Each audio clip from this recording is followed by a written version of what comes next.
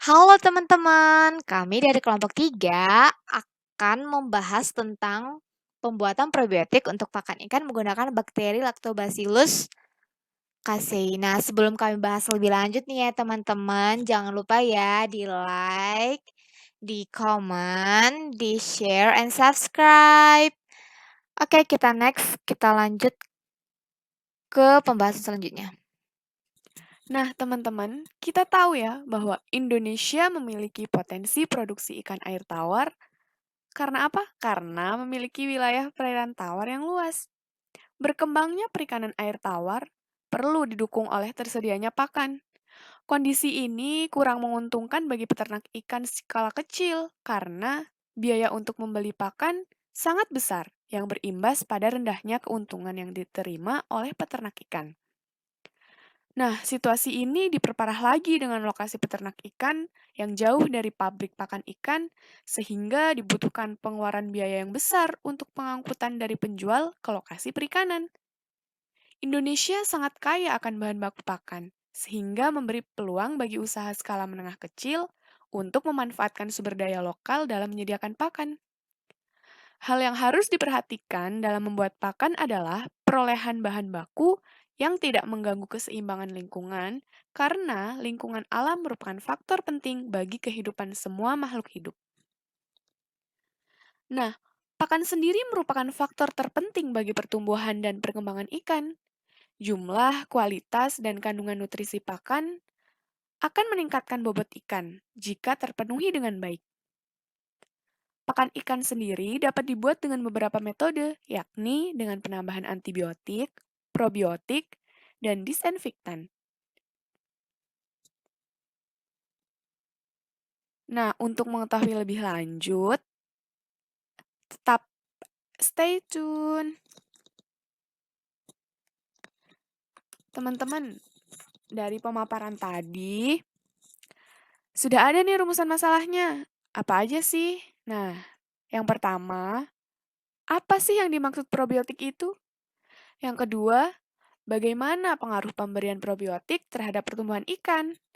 Yang ketiga, bagaimana mekanisme penggunaan probiotik pada ikan terhadap rasio konversi pakan. Dan yang paling penting di sini, yaitu yang terakhir, yaitu bagaimana sih cara pembuatan probiotik untuk pakan ikan menggunakan bakteri Lactobacillus casei. Yuk lanjut. Teman-teman, sebelum lanjut ke pembahasan selanjutnya, kita harus tahu tuh pengertian dari probiotik itu sendiri. Nah, menurut Fuller, probiotik adalah makanan tambahan atau suplemen berupa sel-sel mikroba hidup yang memiliki pengaruh menguntungkan bagi hewan inang yang mengkonsumsi melalui penyimbangan flora mikroba intestinalnya. Nah, adapun pengertian probiotik menurut Rianto sendiri adalah suplementasi sel mikroba utuh atau tidak harus hidup atau komponen sel mikroba pada pakan atau lingkungan hidupnya yang menguntungkan inangnya. Nah, itu merupakan pengertian-pengertian probiotik menurut para ahlinya teman-teman. Nah, adapun 3 model cara kerja probiotik yaitu yang pertama adalah menekan populasi mikroba melalui kompetisi dengan memproduksi senyawa-senyawa antimikroba atau melalui kompetisi nutrisi dan tempat pelekatan di dinding intestinum. Nah, teman-teman, untuk informasinya, dinding intestinum itu adalah dinding pada usus halus. Nah, kita lanjut yang kedua, model kerja probiotik merubah metabolisme mikrobial dengan meningkatkan atau menurunkan aktivitas enzim. Yang ketiga, menstimulasi imunitas melalui peningkatan kadar antibodi atau aktivitas makrofag.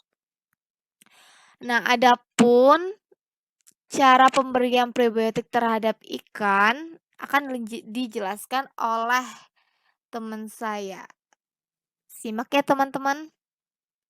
Oke, sekarang kita mau ngebahas pengaruh pemberian probiotik terhadap pertumbuhan ikan.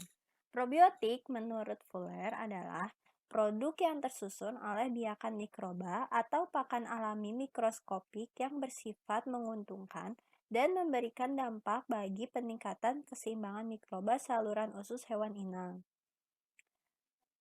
Wong et al. Menjelaskan bahwa bakteri probiotik menghasilkan enzim yang mampu mengurai senyawa kompleks menjadi sederhana, sehingga siap digunakan ikan.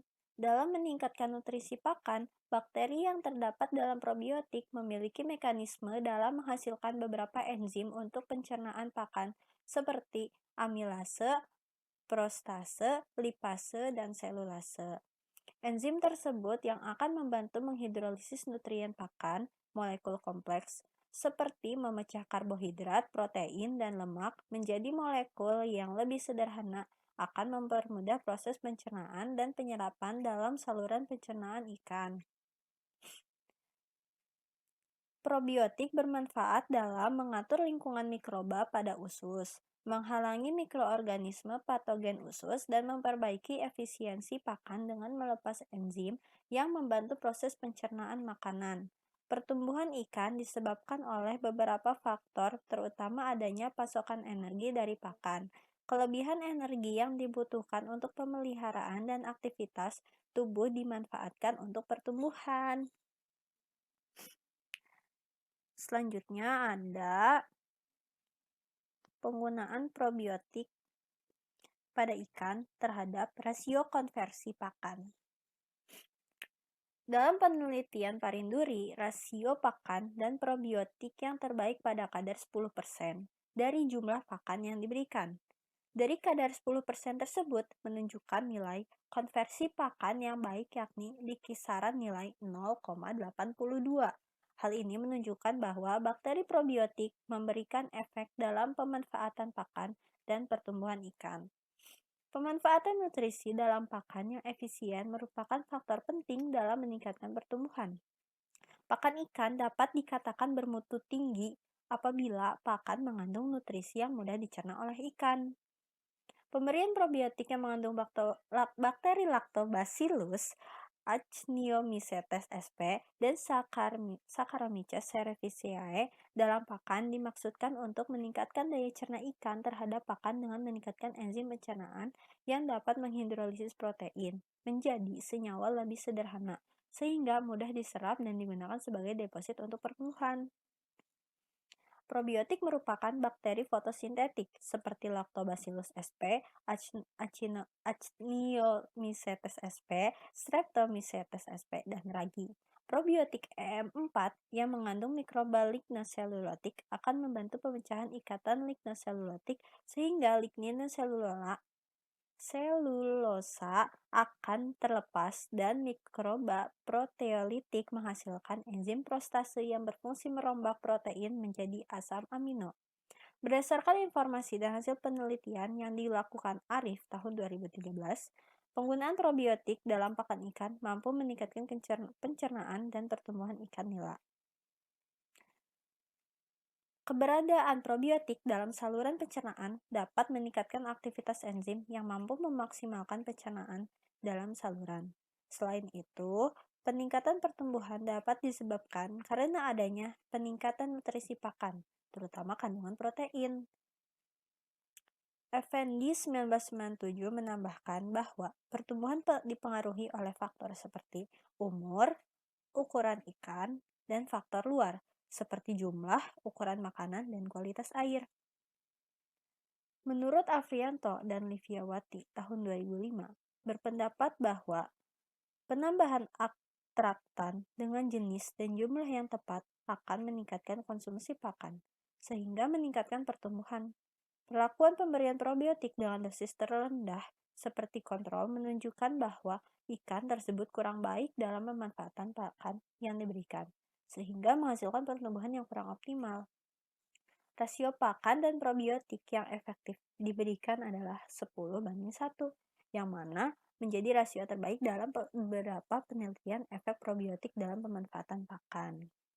Nah, teman-teman, kali ini kita akan membahas kenapa sih kita harus pakai bakteri Lactobacillus casei untuk pakan. Nah, bakteri Lactobacillus casei berfungsi untuk menguraikan bahan organik dan menurunkan gas toksis dalam tambak. Jenis bakteri tersebut sangat mudah didapat dan bakteri ini dapat ditemukan pada fermentasi susu. Nah, karena ini teman-teman, karena dapat ditemukan pada fermentasi susu, jadi lebih gampang lagi kita menggunakan ini ya. Nah, selanjutnya bakteri Lactobacillus casei ini difermentasi selama 3 sampai 4 hari dalam kondisi tertutup rapat dengan aerasi. Fermentasi tersebut ditambah dengan molase. Pemberian molase berfungsi sebagai makanan bakteri. Nah, dengan adanya molase ini, bakteri dapat bertumbuh dan berkembang dengan baik sehingga pakan yang dihasilkan nantinya dapat menjadi pakan yang berkualitas.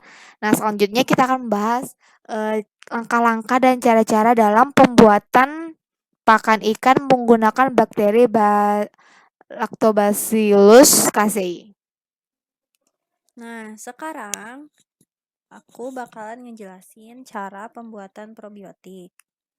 Jadi yang pertama tuh, siapin dulu alat dan bahan yang akan digunakan. Yang mau digunakan tuh ada air tawar, tepung ikan, tepung dedak, bakteri Lactobacillus casei, molase untuk makanan bakteri, garam, pernipan atau ragi roti. Lalu selanjutnya, kalau sudah disiapkan semua peralatan, pasangkan batu aerator pada selang aerator. Kalau udah, pasangin selang aerator yang udah dilengkapi batu aerator tadi ke aerator yang digunakan. Lalu bolongkan tutup ember untuk memasukkan selang aerator ke dalam ember yang digunakan. Terakhir, timbang masing-masing bahan yang akan digunakan. Nah, ini nih yang akan digunakan tuh. Ada air tawar 10 liter, tepung ikan 500 gram, tepung dedak 500 gram, bakteri Lactobacillus casei 195 ml, molase 250 gram, garam 250 gram, dan pernipan atau ragi roti 11 gram. Selanjutnya ini langkah-langkahnya. Pertama, rebus air tawar sampai mendidih, kemudian didinginkan. Perebusan bertujuan untuk membunuh bakteri yang terdapat dalam air. Kedua, masukkan air yang telah direbus ke dalam wadah atau ember yang akan digunakan. Ketiga, masukkan tepung ikan dan dedak, aduk sampai melarut. Keempat, masukkan garam dan aduk sampai melarut. Lalu, masukkan pernipan atau ragi roti dan molase serta bakteri Lactobacillus casei. Selanjutnya, aduk sampai melarut. Lalu, pasang aerasi pada ember yang digunakan. Kalau sudah, tunggu 3-4 hari. Biasanya populasi bakteri akan tumbuh dengan pesat dan bakteri probiotiknya sudah siap untuk diaplikasikan ke tambak pemeliharaan. Teman-teman, tapi jangan khawatir ya kalau bahan-bahan yang tadi tuh ada yang nggak bisa ditemuin. Jika tepung ikan dan dedak susah ditemukan, pembuatan probiotik juga dapat dilakukan dengan cara mencampurkan bahan air yang sudah direbus dengan bakteri Lactobacillus casei, molase, dan pernipan. Aduk sampai semuanya melarut dan pasang aerasi, biarkan selama 3-4 hari. Setelah itu, probiotik hasil fermentasi ditebar secara merata ke seluruh tambak dengan tetap menghidupkan kincir agar selama penebaran terjadi produksi hidrogen peroksida untuk melawan Vibrio. Pengaplikasian probiotik dapat juga dilakukan dengan cara mencampurkan pakan dengan probiotik yang bertujuan agar pakan dapat membantu proses pencernaan dan sebagai imunostimulan. Probiotik ini dapat berfungsi untuk meningkatkan kualitas air, dan air yang berkualitas baik akan membuat ikan atau udang lebih sehat dan sulit terkena serangan penyakit.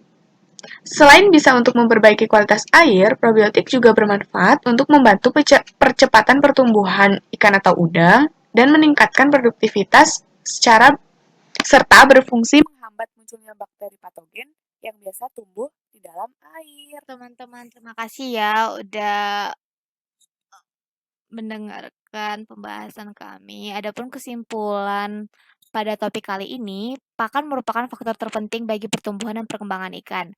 Pakan ikan dapat dibuat dengan beberapa metode, yakni penambahan antibiotik, probiotik, dan disinfektan.